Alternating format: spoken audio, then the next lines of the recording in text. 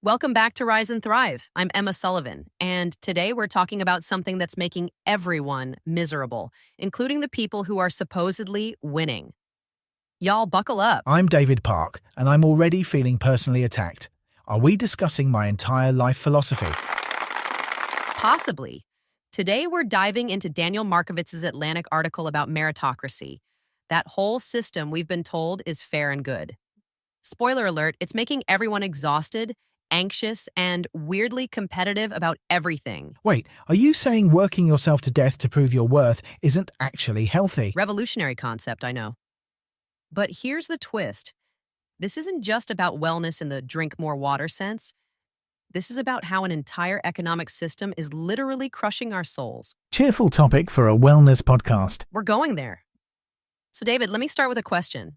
When you were younger, what did you think success looked like? Honestly, good grades, good university, good job, work incredibly hard, prove yourself constantly, never stop climbing. Oh God, I'm seeing the problem already. Right? That's the meritocracy trap.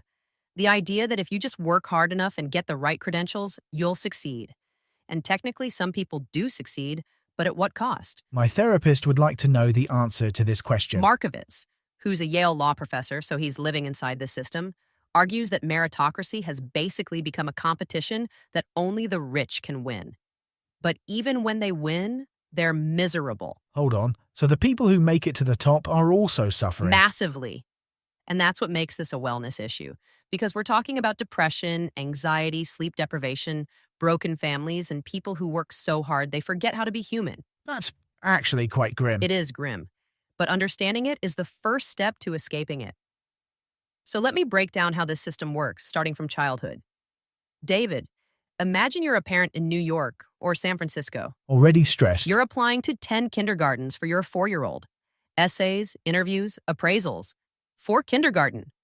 Your child is 4 years old and already being evaluated for their future earning potential. That's absolutely mad. What happened to just being a child? Being a child doesn't build human capital, and that's the language they actually use, human capital. Like children are investments that need proper portfolio management. I hate everything about that phrase. Me too. So these kids grow up in this pressure cooker. Markovitz describes elite schools where fifth graders have to solve a problem of the day before going home, with no class time allocated for it. What's the point of that? Training them to multitask, sacrifice recess, steal minutes from their childhood, basically teaching 10-year-olds to work through lunch like burned out adults. That's horrifying. These are children. By middle and high school, they're doing 3 to 5 hours of homework every night. The CDC, the Centers for Disease Control, has literally warned about schoolwork-induced sleep deprivation. The CDC? As in the infectious disease people? Yep. Homework is apparently a public health crisis. And get this, wealthy students show higher rates of drug and alcohol abuse than poor students. They also have depression and anxiety at rates triple their peers. Triple? That can't be right. It is. One Silicon Valley high school study found 54% of students had moderate to severe depression symptoms. 80% had moderate to severe anxiety. 80%? That's not a few struggling students. That's basically everyone. Everyone. And here's the kicker. They know they should stop, but they can't. Because the competition for elite universities is insane. Schools that accepted 30% of applicants a few decades ago now accept less than 10%. Right. University of Chicago accepted 71% in 1995. And now less than 6%. So if you're a teenager, you're basically thinking, if I don't destroy my mental health competing for these spots, I have no future. Which is objectively not true, but feels true when you're 17. Exactly. Now, let's say you survive this gauntlet and get into an elite school. Congratulations. Your reward is decades more of the same pressure, only worse. Oh, good. I was worried there might be relief at some point. No relief, because now you have to extract value from your human capital. You can't just do work you enjoy. You have to maximize your return on investment. This is making me feel ill. It should. So you funnel into finance, management, law, or medicine. The only fields that justify all that education debt and maintain your social class. And you mentioned earlier that even the people who make it are miserable. Catastrophically miserable. Let's talk about lawyers. In 1962, the American Bar Association said there were about 1,300 billable hours per year available to a normal lawyer. That sounds reasonable. It was. By 2000, major law firms were requiring 2,400 billable hours. If properly managed, they said, this is not unreasonable. 2,400 hours? How is that even possible? Well, not all your work hours are billable, right? So to bill 2,400 hours, you're working 8 a.m. to 8 p.m., 6 days a week, every week. No vacation, no sick days. That's not a job. That's a hostage situation. It gets worse. In finance, they have something called banker 9 to 5. Want to guess what that means? Please don't tell me. 9 a.m. one day to 5 a.m. the next day, 20 consecutive hours. That's the nickname for it, like it's totally normal. That's not sustainable for humans. We're not machines. But that's exactly the point. Amazon's leadership principles literally tell managers that when they hit the wall at work, the solution is to climb the wall. Maybe don't hit the wall in the first place. Revolutionary. But no, the capacity to endure these hours has become a criterion for success. Markovitz quotes an executive who says the final elimination for managers is whether they can work constantly without flaming out. Flaming out, like a rocket. That's what we're comparing humans to. Yep.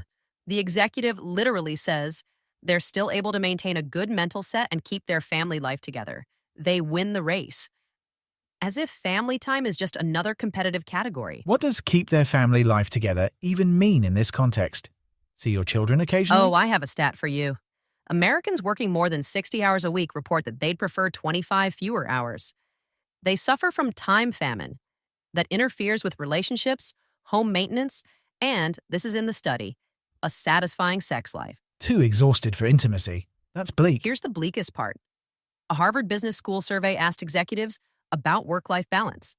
One proudly said, "The 10 minutes that I give my kids at night is 1 million times greater than spending that 10 minutes at work." 10 minutes. 10 minutes. This person is proud of giving their children 10 minutes a day, and they're doing multiplication metaphors to justify it. That's not parenting. That's a hostage proof of life video. Right? And the thing is, these people aren't lazy or bad. They're trapped. They've invested so much in their education and credentials that they have to extract maximum value, or they can't afford to give their own kids the same advantages. It's a cycle that perpetuates itself. Exactly. Markovitz calls it the meritocracy trap. Even the winners are trapped.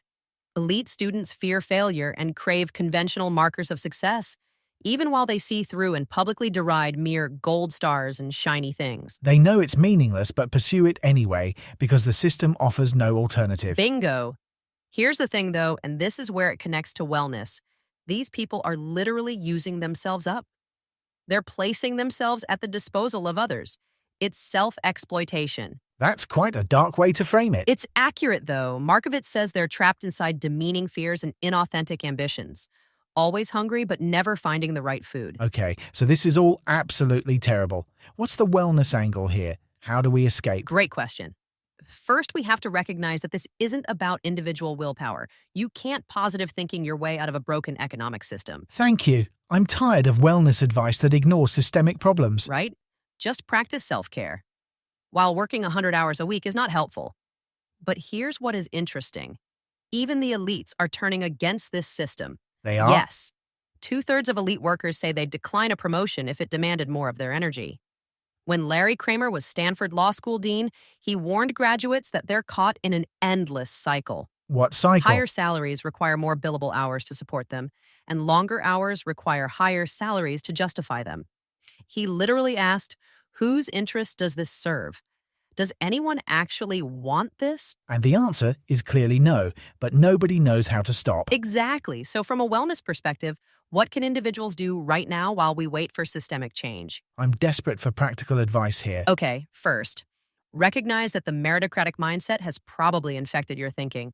Do you judge yourself based on productivity and achievement? Constantly, I feel guilty if I'm not being productive. That's the trap. You've internalized the belief that your worth equals your output, but you're a human being, not a factory.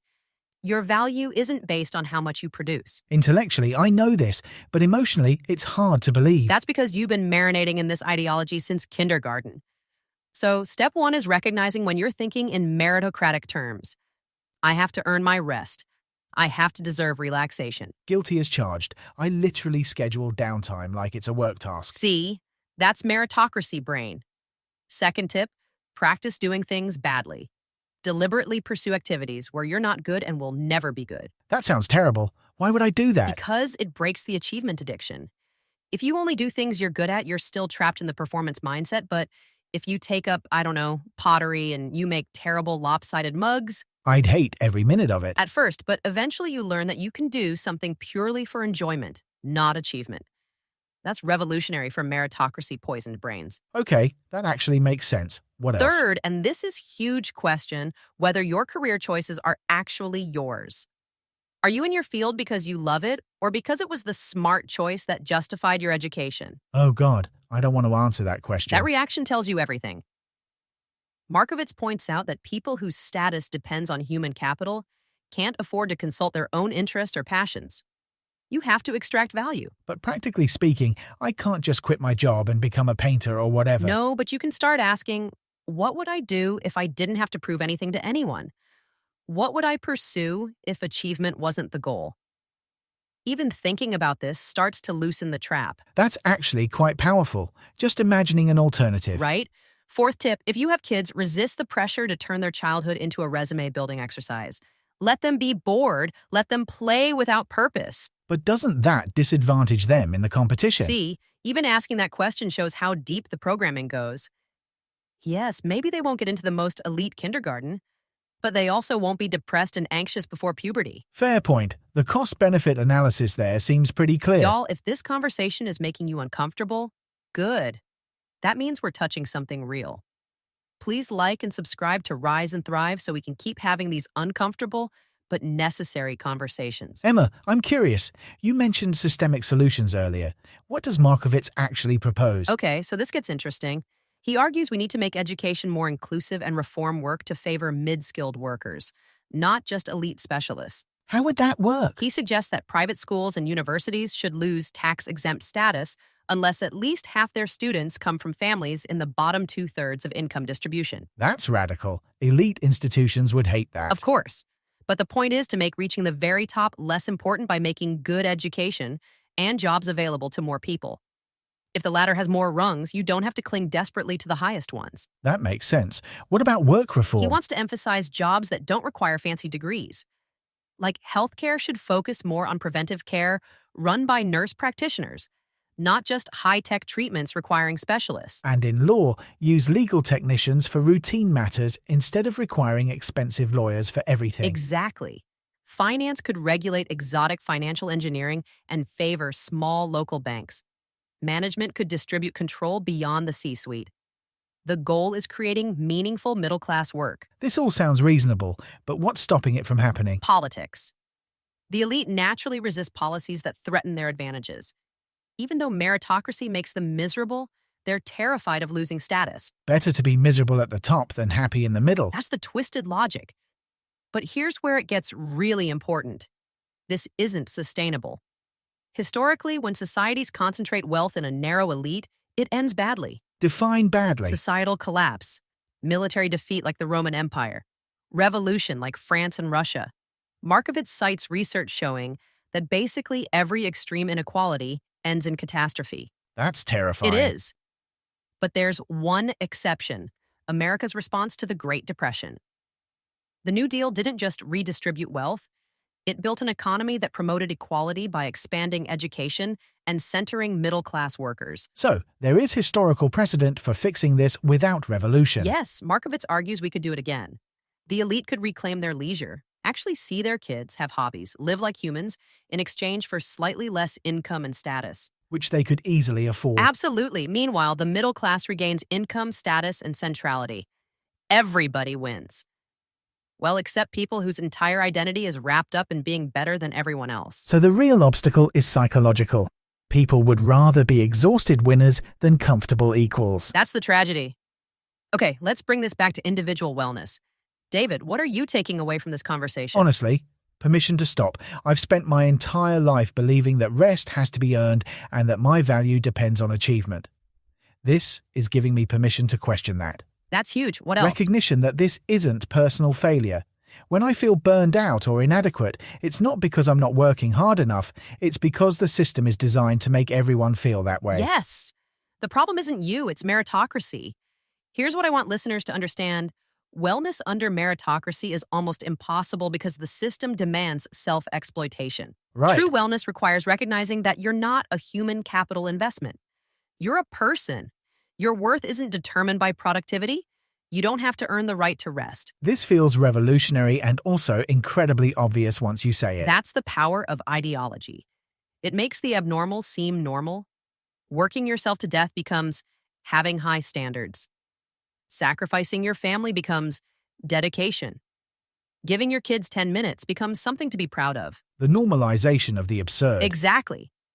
So here's your homework, and I promise this isn't meritocratic homework. Just sit with this question. What would you do if you didn't have to prove anything? That's both simple and terrifying. It is, because most of us have never asked it. We've been too busy competing, but imagining an alternative is the first step to creating one. And on a systemic level, we need to recognize that the current arrangement serves no one well. Not even the winners. They're exhausted, anxious, and alienated from their own lives.